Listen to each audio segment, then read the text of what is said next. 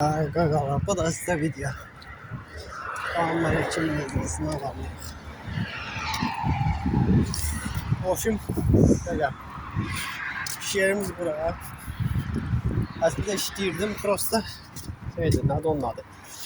Bir yer var idi. Sonra gelip geldim. Tabii ki tekil ve işliydi budur.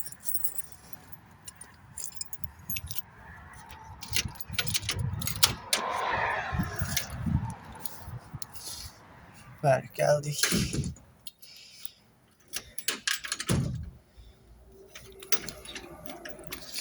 Ha. Ne kalmıştı?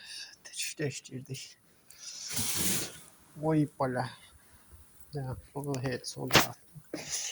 Gördüm bir sıra. 3 sıra.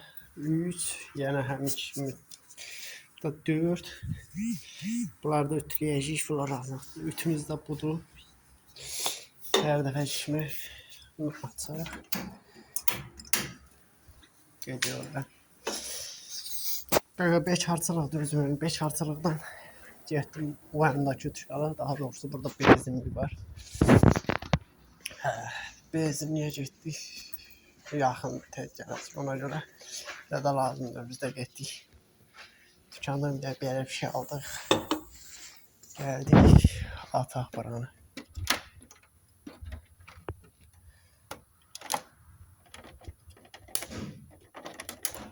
Açıldı.